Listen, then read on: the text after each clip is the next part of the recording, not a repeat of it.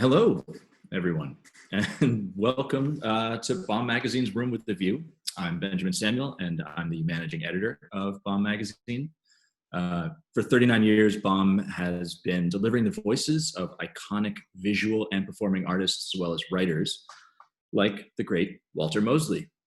We're longtime fans of Walter's work. In fact, we published an interview with him in 1993, which you can read for free at bombmagazine.org. In that interview, Walter said, "The job of writing is to hold, somehow, in a crystalline form, the language of the time."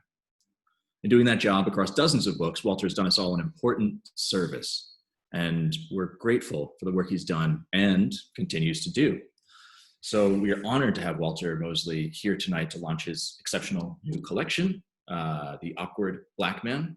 It might be backwards in your screens, but we are, of course, so grateful that he will be joined tonight by the brilliant Lauren Wilkinson, author of American Spy. Before I introduce Lauren, there's just a quick bit of housekeeping to get through. By now, 6 months into this new socially distant reality that we're all dealing with, you're all probably more familiar with Zoom than you'd like to be.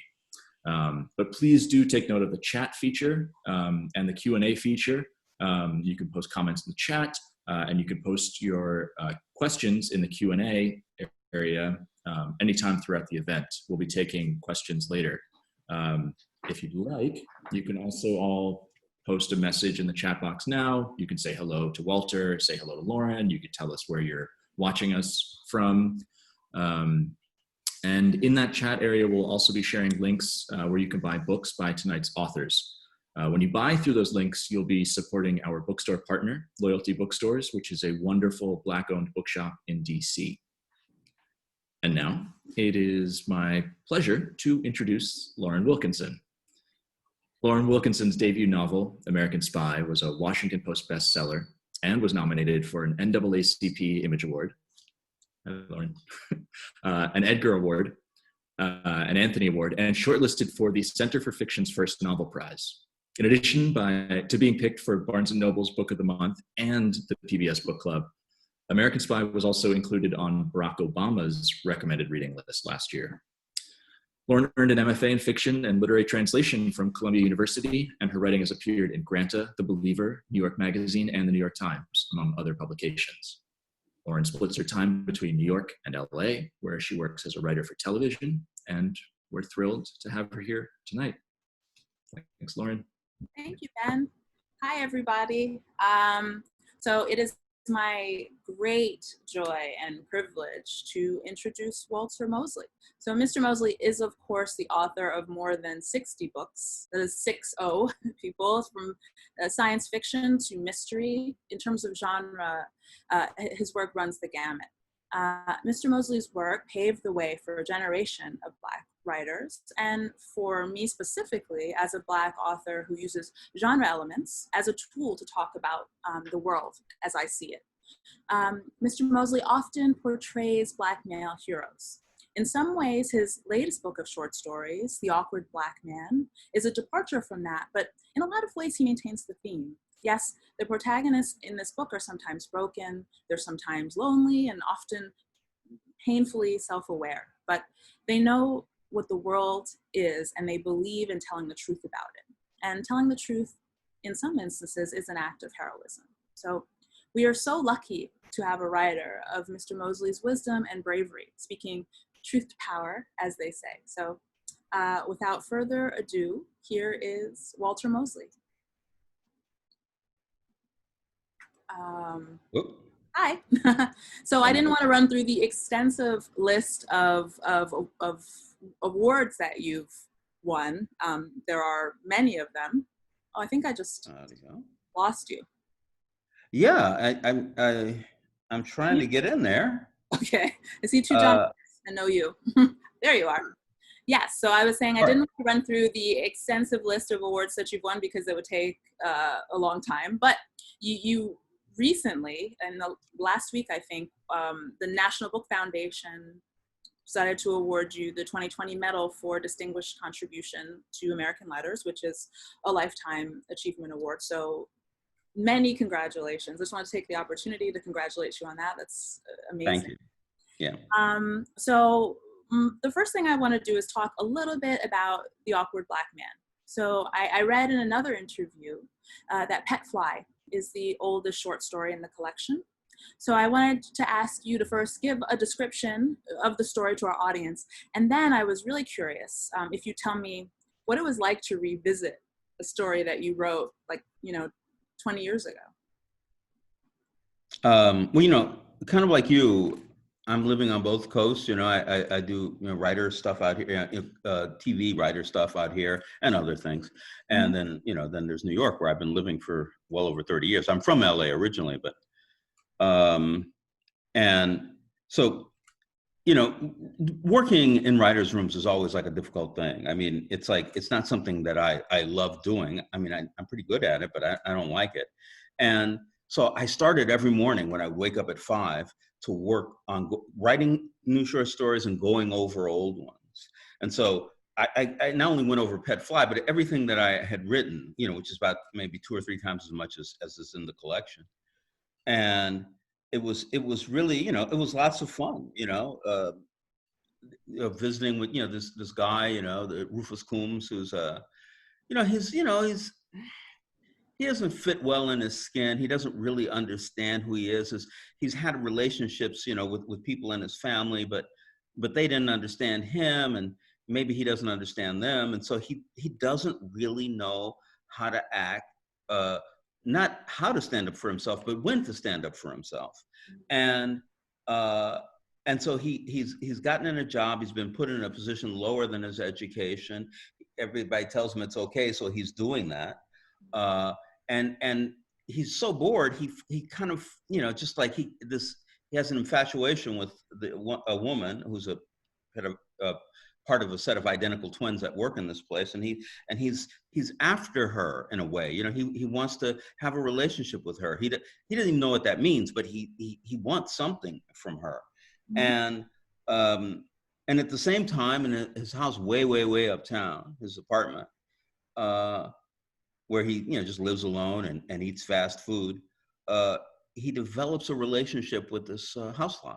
The housefly at first he was trying to kill it, but then the houseflies, he feels like, well, this is the only person I know. This is the only living being that I have a real relationship with.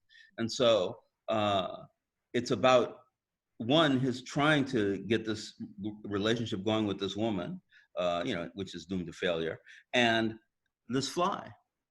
And that's where he is and how he is. And it's just, that, for me, that's like, that reminds me more of people I know and have known than Shaft or even Easy Rawlins, for that matter. He's a guy who is a little awkward in himself and his life, but he's a good person, and he's pretty smart. Yeah. Were you surprised by any of the conclusions that story came to? Looking at it now from a really retrospective, perspective of it. Well, I don't know if I'm surprised by it. I mean, I didn't know where the story was going when I started writing it. It was just so much fun to, put this character, in a kind of situation that I'm well aware of. Yeah. That it was just fun to do it. In a way, sometimes like stories like that, it doesn't really matter how they end. It can't be a really happy ending, but it could be an unhappy ending in a whole bunch of different ways. But I think that the fact that he's learning truths about himself and his place in the world as the story goes on, I think that's very important. Yeah. So did you first write the story in like 2000? Probably earlier, probably like 1995, maybe. I mean, because I know it's the one and only story ever published in the New Yorker. Did win an award for them, though. Yeah. And I think it's probably the mid 90s that I wrote it. Does it still feel like you? Does it feel like a product of your mind still? Oh, absolutely, yeah. Nice. I mean, a few of those stories, about half the stories I wrote recently, and the other half are from back then. And I think that I allowed the stories I wrote before to inform the stories I was writing, 2 years ago. So do you have a favorite story in the collection? Sometimes it's hard to pick, but.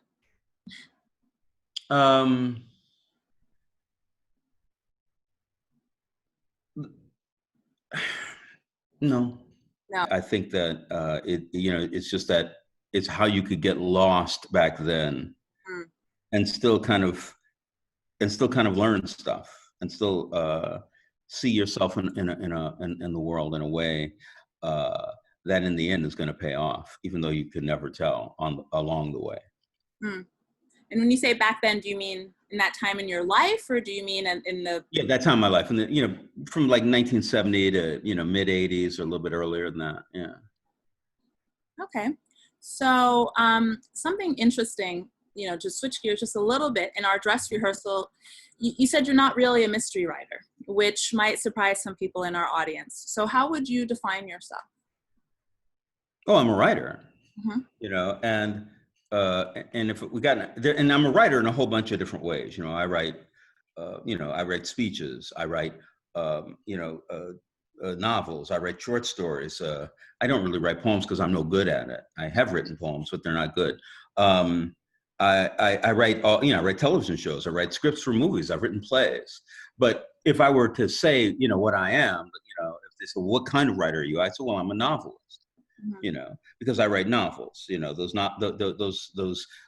structures, those seemingly large structures, in which, we have, revelations about our life, not capital letter revelations, but, kind of smaller case revelations. And that's what I do. But, my Easy Rawlins novels, certainly they're, mysteries in the broadest sense, but also they're about, what all my work is about, Black male heroes, or they're also about, different times in the history of Los Angeles. They're about how one, answers the questions that kind of rise out of them, or try to oppress them. Mm-hmm. And I think all novels do that. If you don't do that, then it's not a novel. Yes. So in my introduction of you, I described myself as I'm using genre, in my case, a spy novel, as kind of a Trojan horse, to sneak ideas that I'm interested in into the reader's mind. So I'm curious, what do you think attracts you to experimenting with genre?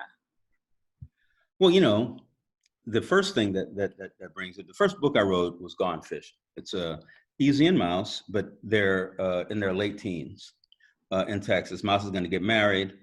He needs to go back to this town called Pariah in the swamps and get some money that he thinks his stepfather owes him. And Easy goes with him. And it's just about these two very, very different, very close young men going on an adventure together in a black part of, Texas, Louisiana, that, most people, don't know anything about. And that was a lot of fun. It was great. Everybody who read the book, agent or publisher or whatever, they would say, it's, we really like it. It's very good writing, but it's not commercial. Mm-hmm. What they meant to say is that white people don't read about black people. This is late 80s. Black women don't like black men, and black men don't read. So who's going to read your book? And so that went by. But I know, like, if you have your life as a writer, the fact of not getting your first book published is not a big deal. So I wrote another one, same characters. I was going to stay on that road, but now it's in 1948. It's Los Angeles, and Easy. It turns out, I didn't realize it when I first started writing the book, is going to become a detective. I had no idea that I was writing a mystery until I was about halfway through it, and I went, this kind of like Raymond Chandler and Ross McDowell, and Dashiell Hammett, people I love, but and so. They bought that like that, just I want that book. There's a black detective, and I said, well, one person did say there already is a black detective, Just the one. And I said, well, there's a whole bunch of white detectives. And he said, I don't get what you mean. Yeah. But so not only did they give me a contract for that book, but they also for the next one. They said, we want this one, but you have to write another one. And so that kind of put me on that road. I enjoy writing them, I mean, it's not a problem. I can't write them one after another, which is what upsets, publishers, but I can write them like every other book or every third book, I can write one. Yeah. And that's, that's nice. And so, and I write science fiction because I love science fiction, and I love my book or two about erotica because I love that too. And, I mean, it's just like, whatever is going to make me be able to tell my story. That's the book I'm going to write, and that's the genre I'm going to write in. Yeah, I understand that. That makes sense. So, do you have a favorite genre to write? No, I don't actually.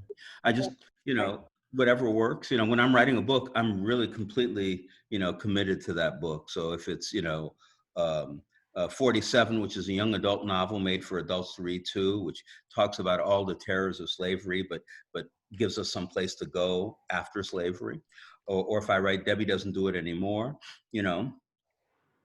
I'm completely committed to that book while I'm writing it. Yeah.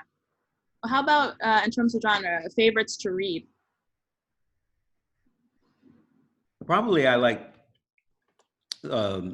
science fiction and speculative fiction the most. Mm-hmm. And I do because I find it, I find the larger structures of it very, very smart. Mm-hmm. It's like, wow, these people are really some smart writers. And, and it's funny because they're the most vilified of all genre writers. I think I was talking to Octavia Butler once about it, and Octavia was saying to me, she says, you're very lucky that they haven't identified you in this genre because it's death here. Mm. And I said, what do you mean? And she said, well, I had these two neighbors, they were scientists, and they were telling about their physics and mathematics, and they were saying, what do you do? And she said, I'm a writer, and she gave them one of her books. And a couple of weeks later, when she was talking to these same people, she said, well, did you get a chance to look at my book? She said, oh yeah, we looked at it and we saw that it was science fiction, so we gave it to our children. Oh. Yeah. And it was like, wow, it's like, because Octavia was a very serious writer. I mean, it's not like she wasn't writing for children. Yeah. I mean, children might, precocious kids might read it and get something out of it, but that was she was doing major work, and that's really, I mean, that's really where science fiction lives. It's problematic because the writers are so wonderful, many of them. Yeah, she was ahead of her time in so many ways. Yeah, well, she even defined that time. Yeah, right? That's what I said. Yes, absolutely. She really did. So, I do want to ask you some questions about your writing process, because I'm sure that there are people in the audience who want to know. So, the first question is your number one tip for aspiring writers. What's your best bit of advice if for someone who? What am I tipping them on? I guess becoming writers. Yeah, becoming writers. Yeah. Or becoming published writers or whatever. Well, I mean, the most important thing for 99-point-something% of the writers is to write every day. Yeah. If you write every day, it's going to pay off. If you write every day, and I don't mean, writing in your journal, and I don't mean, writing something different every day, just, getting words down. I mean, writing on a project every day is going to pay off, because it's going to open up unknown internal founts of knowledge that will begin to inform your writing and your ability to write. Yeah. Do you have a particular time of day that you like to write in? Yeah, I'm good in the morning. Yeah. So whenever I wake up for 3 hours, I write. Yeah. I can write more than 3 hours, but I throw everything away after that. So. Yeah. Yeah, I identify with that. Early in the morning when my brain is fresh, and then I get diminishing. I'll sit there a long time, but I get diminishing returns after a while. They just is no good. So, and my question as someone who, how do you know when you're finished with a project? Oh, I love that question. So, you know, you write the book, Mm-hmm. like that's like the draft, right? And then you read the book, that's the second draft. And you Yeah. see some problems and you make changes. And then you read it again, and you see some problems and you make changes. And you read it again and again and again, and problems changes. Sometimes you might only make one change. Sometimes you might get rid of like 30% of the book and rewrite all of that. But, you know, read it, problems changes, read it, problem changes. And finally, you know, 25th draft, you read it, you see some problems, and you don't know how to change them. Mm. That's when you're finished. Yes. Yeah. That is a great, I hope that anyone who has that question or questions about writing heard that or wrote it down, because that was a great description of it. Okay, so maybe this is a little bit of a controversial question. When we were just in the green room, we were talking about MFA programs. Yeah. And you mentioned I have very strong opinions about MFA programs. You mentioned some as well. Do you think that MFA programs are valuable? I think what MFA programs have to offer, that is a space where you can write among people who are also interested in writing. So you're working, you're learning how to work every day. You're talking to other people who are very interested in writing and the process of writing and the business of writing and all of that stuff. Like that, all that stuff is great. So yes, they're important as far as that's concerned. Yeah. The problem is when you have to pay $35,000 for that. It's like, yeah, that is the problem. And then also the onerous debt that is accompanied by a lot of them now. Debt is, quickly defining my generation, and that's a terrible thing to feel defined by. Oh, and it's awful. Yeah, I mean, really, get out and instead of being a writer, you're in debt. That's the first thing, you're in debt. After that, you're a writer. And one day you'll pay off that $100,000 and whatever that you spent. But it's going to take a very long time. Also, it's just a ripoff. I mean, it doesn't cost that much to run a writing program. So, like, if you're just writing books, I mean, you don't need a special library. You don't need special computers. You don't need anything. No, it's not like the film department. They don't need special cameras or things, or art. It's not like the art department either. You just have a bunch of people with their own laptops that they're bringing and their imaginations. Yeah. So a pencil and a piece of paper. I mean, really, honestly, if you're like studying, for instance, something you're never going to make money on its own, poetry, you probably don't use a computer. Yeah. I mean, this whole notion that you spend all of this money and almost all of it goes to the university. Yeah. It's not like the teachers are getting paid more. It's not like that you're getting any kind of special, services or deals. They're not flying you to Copenhagen to talk to some writers over there, which you're actually paying enough money to do that. Yeah.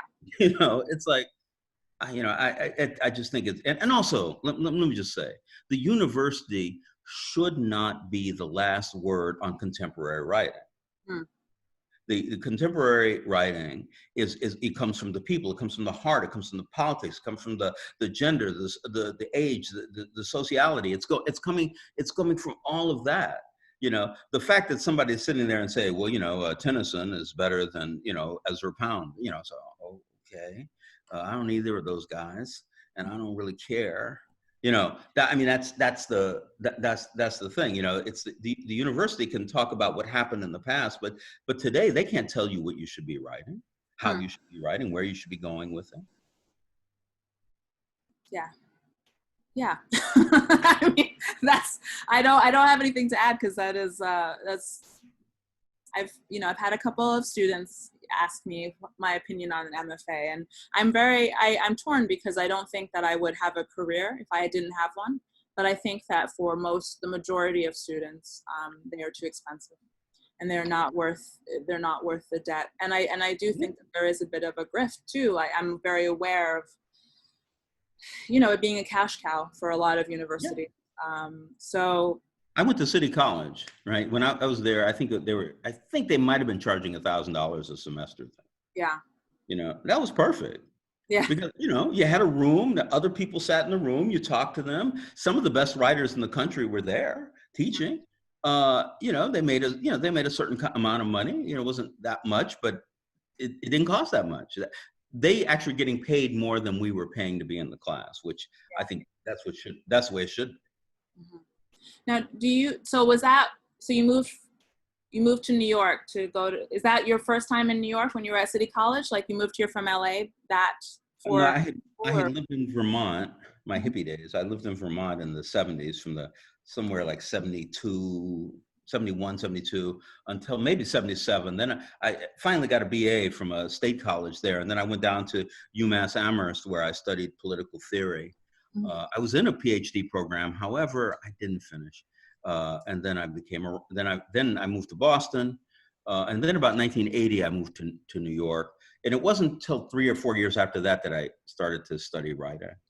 Okay. Was there like some moment, like did a light bulb go off where you're just like, oh, this is a thing I want to do? Or was it a series of events that led you to, thinking, okay, this is it. This is how I'm going to make my mark?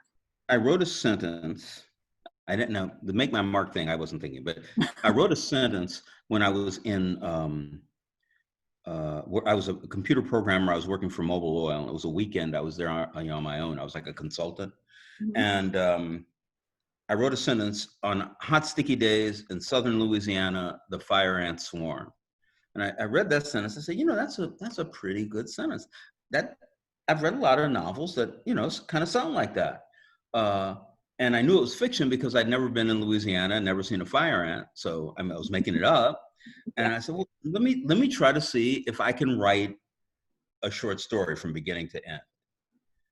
And I think that idea, that kind of metaphor of that is like everything, right? If I can write a short story from beginning to end, I will have been successful at something that I wanted. Not that I didn't have to do it to make money. I didn't have to do it to make, somebody happy, my parents happy. I was just doing it for me. And so that I followed that path. Mm-hmm. And maybe it sounds like maybe you got some positive outside reinforcement from those first things that you were writing, or? It's so interesting. Some people, thought it was nice, but you could tell they didn't think it was, publishable. My parents just thought it was ridiculous I was trying to do it. My father actually told me, he said, Walter, you should go into prisons. That's a growing business there. And it's like graduate. Plastics. Plastics, Walter. Yeah. Prison was, he was right about prison. Yeah. They grew, but I didn't do that, but when I used to go, there was this guy who had this little workshop out of his house in Greenwich Village. And I used to go and, I would write things that, weren't very good, that were kind of creaky and stuff like that. But whenever I read, like, because we'd read our stories out loud, whenever I did that, I just felt like I was walking on air. Mm. It was amazing how wonderful that was for me. So it was like, what was great was that I was writing. Mm. And I was working toward this goal, which I thought maybe I could get there one day. Yeah. I didn't know what day, but and that I think was just really astonishing how great I felt just sitting with those other writers, mm-hmm. talking about writing, listening to their stories and their poems, and I'm there listening to mine. This is great. Mm-hmm. So were you envisioning, when you were sitting there, having a book published one day? Was that was that the goal that you're describing, or just? No, I was just, the idea, it really, I thought for the longest time, just about finishing a story, writing a story that was good, and then maybe writing a couple of more to go with it. And then at City, one of the fiction teacher that came in, who I thought and still think is one of the greatest living writers in English, Edna O'Brien, came. And Edna was, I got along with Edna, because it's really, I just liked her. Nobody else liked her, but I just loved her. I thought she was great. She was, quirky and different, and, but she spoke in an Irish brogue, which all by itself meant everything to me. But I wrote a story, part of a story that was later to become Gone Fishing. And I read it in class, and a lot of people didn't like it, but Edna loved it. And she said, "Walter, you should write a novel." And I just loved her so much. 6 weeks later, I'd finished that book, Wow. 6 weeks, every day, all day long, I was just sitting there writing on this book, because Edna O'Brien told me to write. I mean, what could be better? Yeah. Right? Yeah. I didn't need an excuse. It's important to have that person who's like, no, you can do this. You should do this. It's not, like, you have no choice. yeah. And then I could have failed, but I was going to try. Yeah. And she was wonderful. I loved Edna. Still do. She's great. Yeah. Okay, so we have we've spoken about novels and short stories, but I know that you've also been writing for television. Yeah. So the first question I have, you can say if you don't want to answer it, but I of course I read the piece in the New York Times about that you wrote about the writer's room. What was going on there? What was your diagnosis of that experience? I don't know. There's lots of stuff. Who knows why you do things? We were talking about, one day I was sitting around with a couple of people in the room, and we were talking about the police, and when the police stop you and they do things. One guy was he was driving, and he had a pistol on the seat of the car, but he's like a white guy, and they stopped him, but they didn't do anything. It was in Georgia, maybe Mississippi, I forget where. Wow. And then somebody else had another story, and I had a story in LA when I was 16. I'm walking, down Robertson Boulevard, or toward Robertson on 18th Street, and policeman stopped me and pushed me up against the car and searched me and asked me some questions, and searched me again and asked me some questions and searched me again. And finally, he said to me, "Well, you can go." And I was back then, I was 16. I was almost always high. And so I looked at him and I went, "Excuse me, officer, may I ask you a question?" I was very, very, nice. And he said, "What's that?" White guy. And I said, "Why did you stop me? I mean, I don't get it. I mean, I'm not doing anything, right?"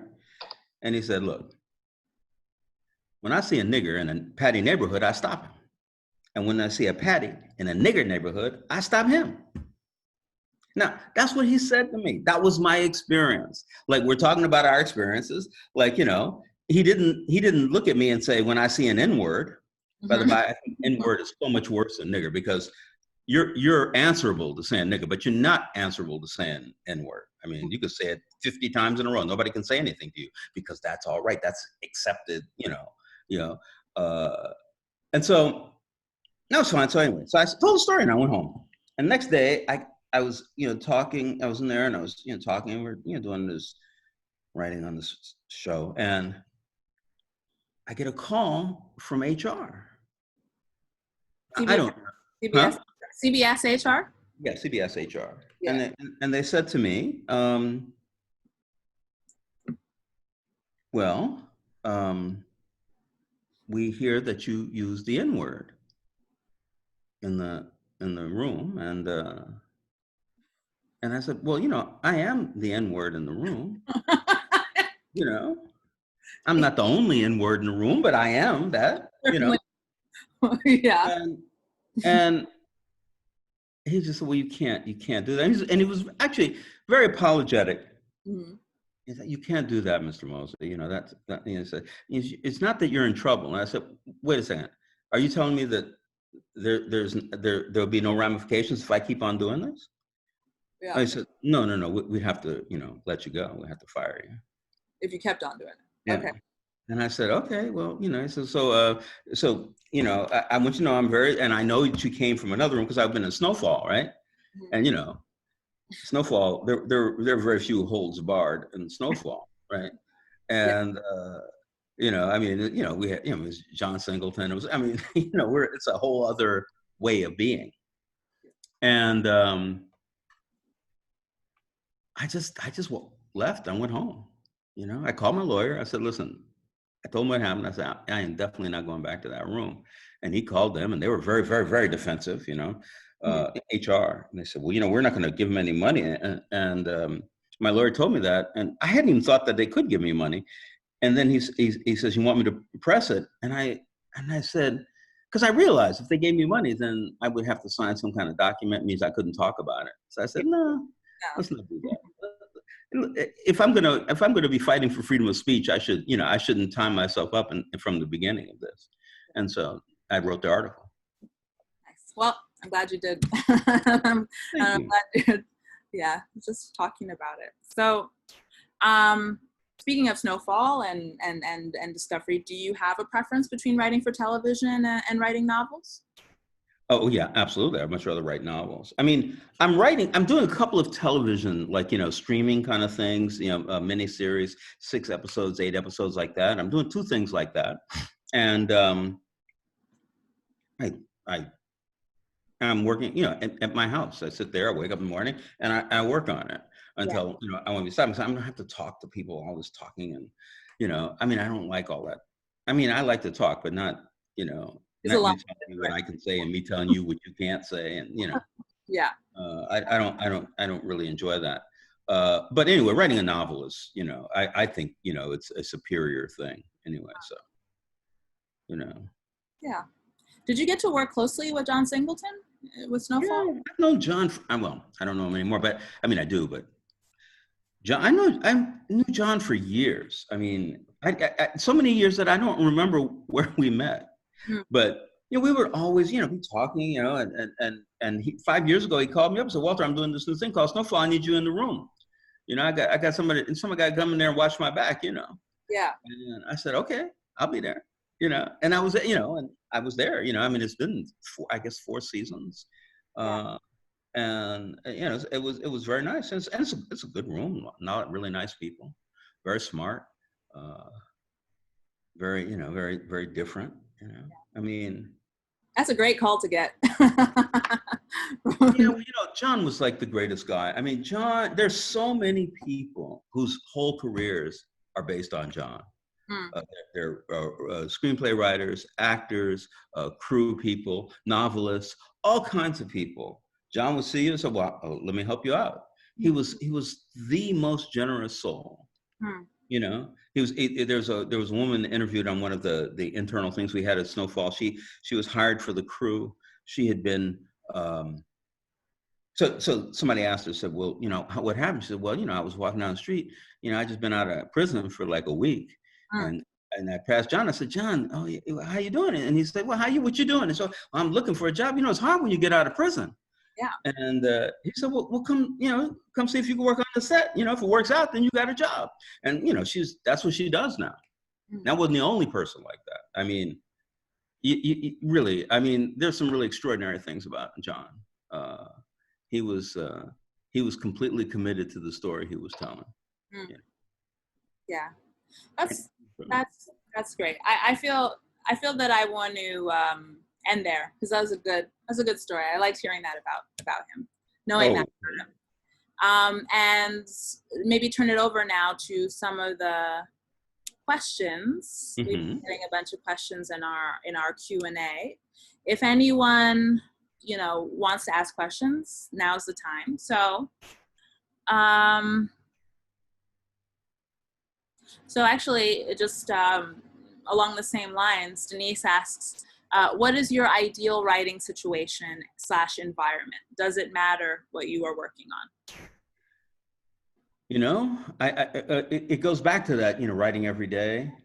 I think that, it's like, I remember I was reading, I think a friend of mine had been quoting from a book Arnold Schwarzenegger wrote about staying in shape. This is when he was still a bodybuilder.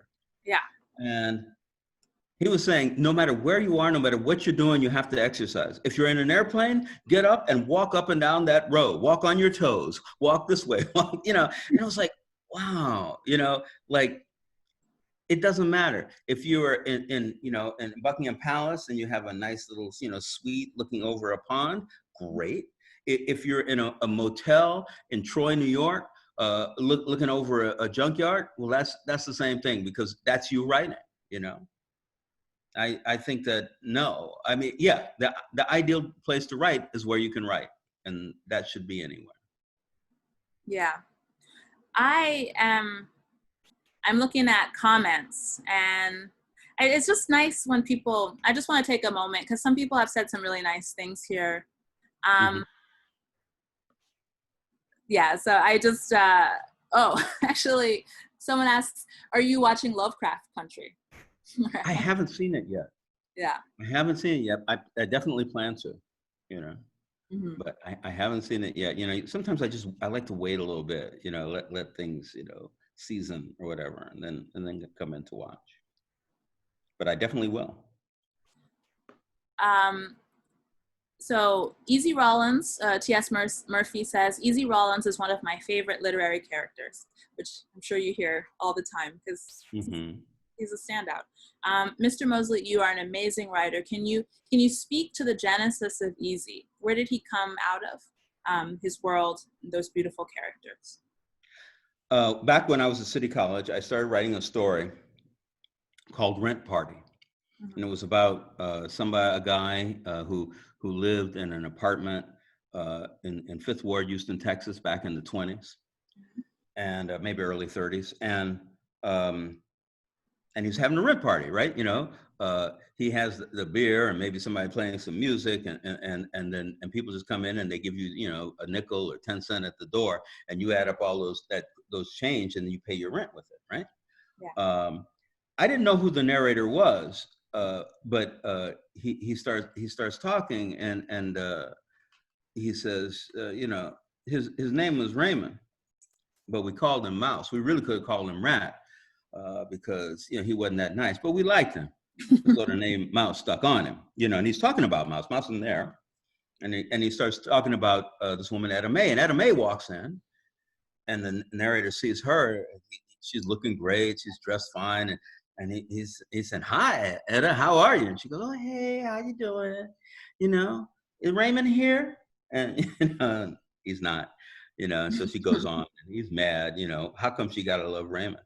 And then Ray walks in. Now, Mouse is dressed better than Etta, and he just walks in, and he walks up to the narrator, and he says, "Hey, Easy, how you doing?" So at that moment, I knew that my narrator's name was Easy. I hadn't known because he was just looking at that world.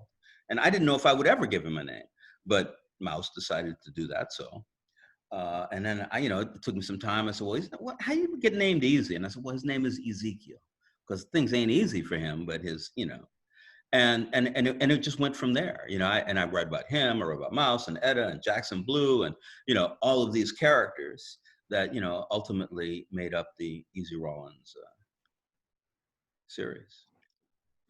So Denise, I want to just point out, it's not a question, but they're Zooming from Detroit, and she says she's a lifelong Walter Mosley fan. Oh, how wonderful. Thank you. Thank you. And so an anonymous questioner asks, as a young writer, how did you quell feelings of inferiority after rejections?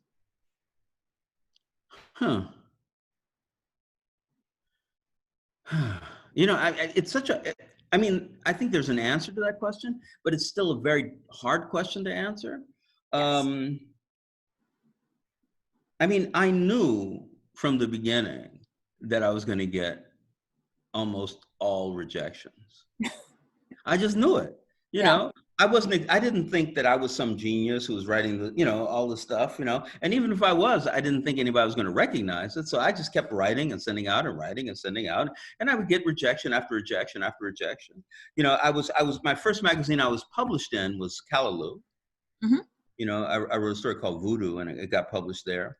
And when they published it, then I had feelings. I was so excited. I was so happy. And then a year later, I guess they had kept the story. They just sent me the thing that they had accepted it. And it must have fallen behind something. So a guy found it, and he thought that it was just sent in. And he read it, and he rejected it. Oh my God. It had already been published. It didn't matter. Yeah. And I was heartbroken at that rejection, because I felt like they were trying to take it back, you know? Yeah, that is, but I do feel that's that's an extremely telling thing, but geez, that's.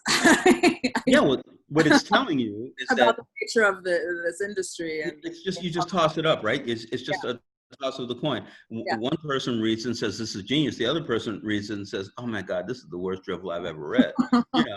You just have to, you have to wait, I mean, until, but that's the thing, I've known a lot of writers, from the beginning, from school on.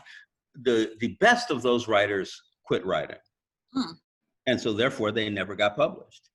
And also all the people who were less than the best, they got published because they kept writing. Yeah. That's the, I mean, the thing is that it's like boxing, if you get out of the ring, like when you're learning how to box and and your side is hurting, you say, damn, that guy hit me. And he said, man, if you don't want to get hit, you shouldn't be in boxing. You shouldn't be boxing.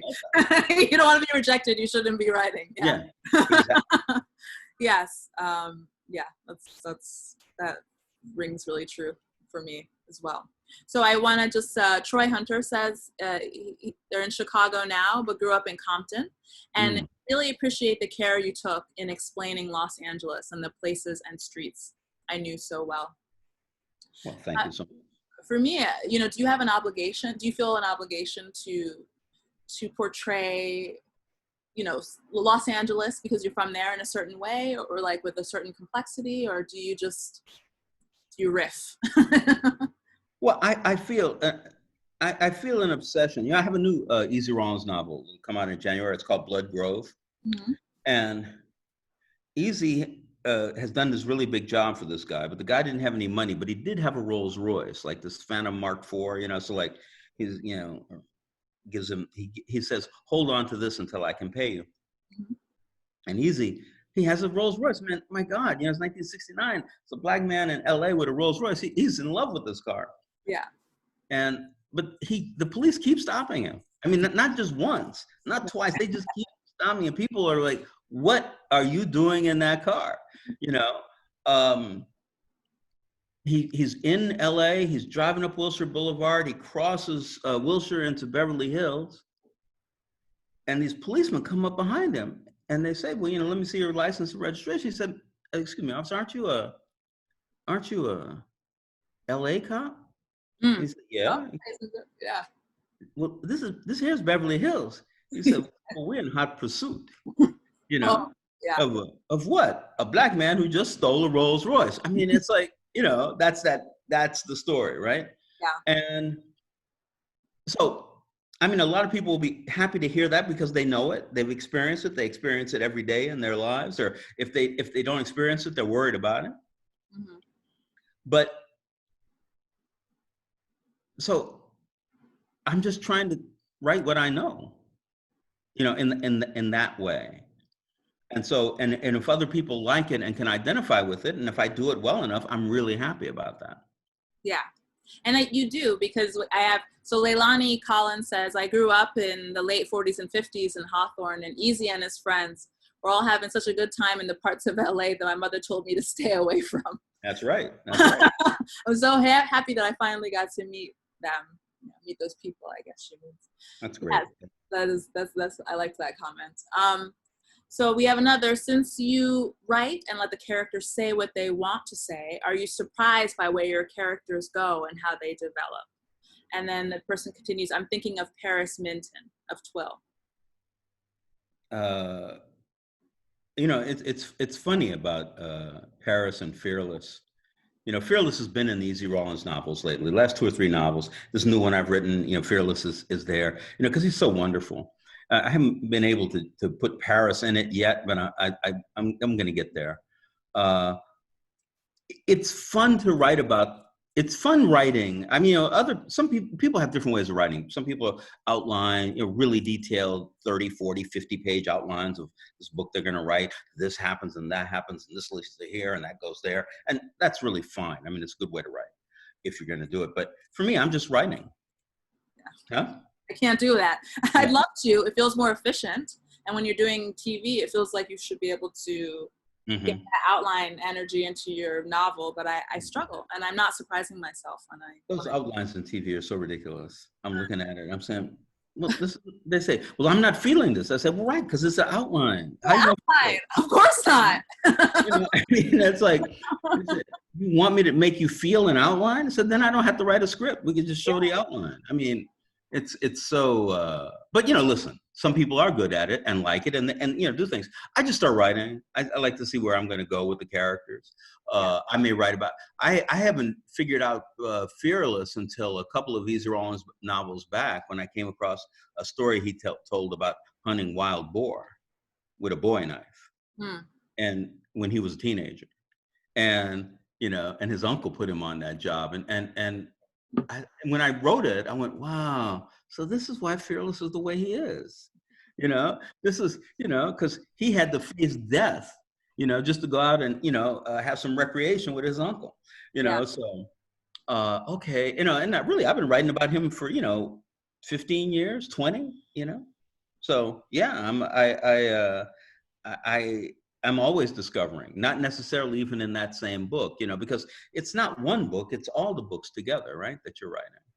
And not even necessarily in the same series, not with the same characters, but you're growing as a writer, or developing, let's say. Yeah.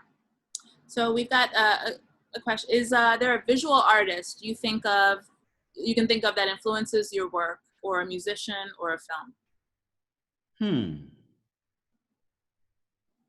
It's so hard to tell, I mean, really, honestly, it's true. I'm like a child of my generation.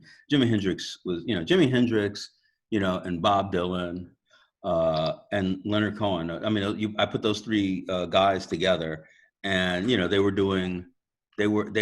talking about the music I wanted. Not only them, but, and what was being that question? Visual. It's just visual artist, musician, or film that inspires you. I have a friend who taught at City College, Frederick Tutton, and Frederick and I were talking about art. He's way into the art world, knows all these people and all this stuff. And it was a long time ago. We're talking, and I said, well, listen, my favorite painter was Roy Lichtenstein.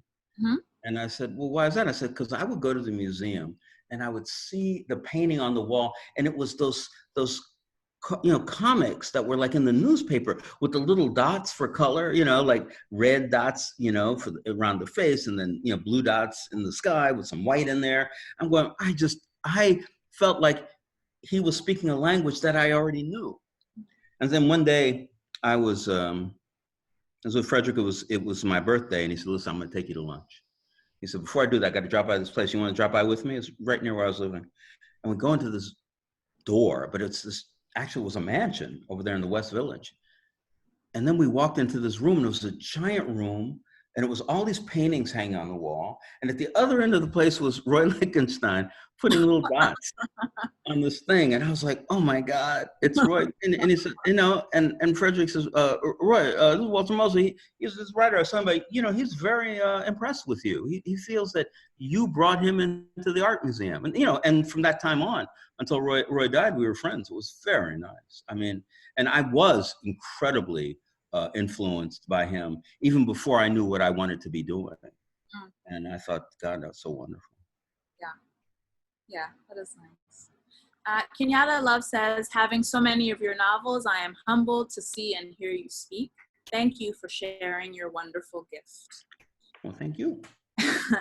And someone else, Alyssa, asks, how might recent history, Obama, Trump, climate change, etc., affect your characters and shape the questions that your novels grapple with?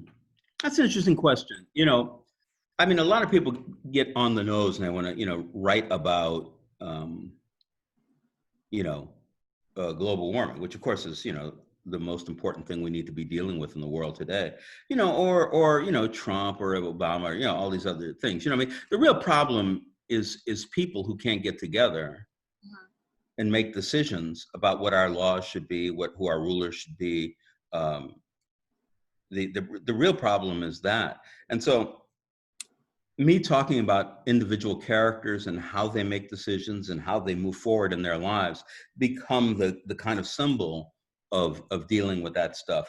And that actually might be impacted by this, but it's almost impossible for me to tell how that would be. I just keep writing, and I experience the world I live in, and I keep writing about the world that my characters are in. Yeah. Okay, so here's an interesting one. Jordan Clark asks, Mr. Mosley, since some of the stories in the new book were written over 20 years ago and others were written more recently, do you think fans will be able to tell the time period when you wrote them? I think so, yeah. I think that the Easy Rawlins novels have been jumping. The first one, like I say, is in 1939, published by Black Classic Press, Paul Coates. And then 1948, 1952, and it's just, I'm jumping time. So I'm no further behind today than I was in the beginning, because he's been working all that time. It's been like 30 years that he's been doing this. And so he started out at 20 and now he's almost 50, so it's fun and it's good. And I think that it's a big deal for me to talk about what it's like living, in that period. We are experiencing now the biggest rift in time because, before 1917, knowledge doubled every century, all the way back. If you knew two things, in 1100 BC, then in 1000 BC, you know four things. It's that slow. And then starting in 1917, knowledge started to double quickly, every few years, every 5 years. And today, knowledge doubles every 10 months. That changes everything. There's no technology that easy use that people today would even recognize. That's wild. It makes it almost science fiction. Yeah. I interpreted this question though as being like, would there be things or ticks in your writing that would indicate to a writer, oh, I wrote this, Mr. Mosley wrote this in like the 1990 something, and he wrote like this later. I hope not. I hope nobody knows. They just look at it and say, wow, this is good, or this is bad. And so is this. So, yeah. No, I'm not thinking about that. So, I just keep writing. You are who you are and you're different every moment. Right? Yeah. Yeah. Yeah. I mean, me asking, stepping aside from the Q&A for question, do you feel that you have certain ideas that you are preoccupied by in certain times in your life, and then you keep revisiting it in your fiction to work them out? Or do you just, every time you go to a new book, it's just some new idea that you find yourself surprised by? Well, it's both of those things. Both of those things. I have a commitment. I'm writing about Black male heroes, that I'll get back to in a moment. And on the other hand, I'm writing this novel. There's these new characters, this new situation, this new period of time. And maybe my main character is going to learn something that, that we can share inside of this. That would be great. But there's also this, like, I just, I'll be getting the Distinguished Medal for, whatever, from the National Book Awards in November. I'm very happy about that. I'm very honored about that. But I'm the first Black man to get that. Yeah. I can't tell you the number of things that I'm the first Black man doing that, and there's a responsibility tied up with that. How do you do it? How do you talk about it? What do you say? And also, it's, I don't know. When you're in that Rolls Royce and you're driving down Wilshire and the police see you in 1969, you're going to be pulled out of that car. You're going to be thrown up against it. You're going to be hard pressed, you know, and you know that as much as they're doing wrong, you have to not respond with that because of the amount of trouble you're going to get into. So all of those writers, you know, from Ishmael Reed to Amiri Baraka to, you know, to Hakeem Matabuti, you know, to, I mean, you know, to Ralph Ellison, who never gotten that award. I mean, Ellison won a National Book Award, but he was never, you know, Lifetime Achievement. And, you know, it's a thing that, you know, usually you're not even feeling it, because if you allow yourself to feel it, it's too much. Yeah. You know, but I think so in that, it's my responsibility to keep working, to stay in the fight, to keep fighting. I'm losing. Say, but okay, I'm losing, but you better not let your guard down, because if you do, I'm gonna hit you. You know, it's like, you know, that's the most we can do, most of the time. Yeah. Okay, I have one last question from the audience, and then I think we will wrap up here. So Sharita says, thank you so much for all your work. Forgive me if you've already answered this, but are there any sci-fi books in the works? What new characters are you excited about in current or future books? Well, you know, I'm really in love with almost all of my quirky characters in The Awkward Black Man, the new book. I mean, I'm just so excited about that.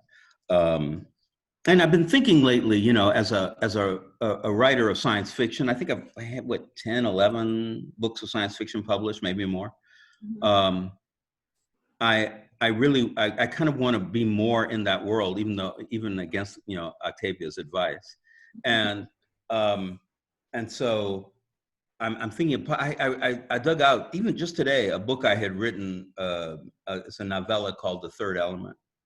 And I'm kind of excited about, you know, who this character is in this world, and who we are. You know, I always look at the human race as being a little bit inferior to, you know, its betters, and hating its betters for it.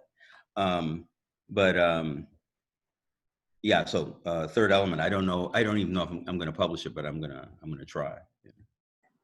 All right, thank you so much. I'm sure that everybody who is tuned in with us this evening has been really excited to hear all of your thoughts. I got all my questions answered, so I'm sorry, but I'm sorry if I know that there were more in our audience than we could get to this evening, but I selfishly perhaps prioritize. But you got yours. I prioritize my own questions. I got those answered, so when Chris Rock asked Don King, he said, "What happened to Mike's money?" Don King said, "I don't know." He said, "I got mines." There you go. All right, thank you. I'm going to turn it over to you, Ben. Hey, Ben. Thank you, and thank you both. That was such an incredible conversation, and I loved hearing all those anecdotes from the audience about how much Walter, as a writer, and how much his work has meant to them over the years. And it was really just moving and heartwarming and very true. So Lauren and Walter, thank you so much, and thank you to everyone who joined us across this social distance to celebrate Walter's new collection, which is available in bookstores now. If you haven't already, please order The Awkward Black Man and American Spy from Loyalty Bookstores by clicking the links in the chat. We have more great events coming up, including Bomb's virtual gala on October 2nd. So please sign up for our email list, subscribe to our print quarterly at bombmagazine.org, and we hope to see you all soon. Until then, keep reading, and please wear a mask. Yeah. Thank you, everybody. And thank you, Ben and Lauren. Thank you so much. Thank you. Yeah.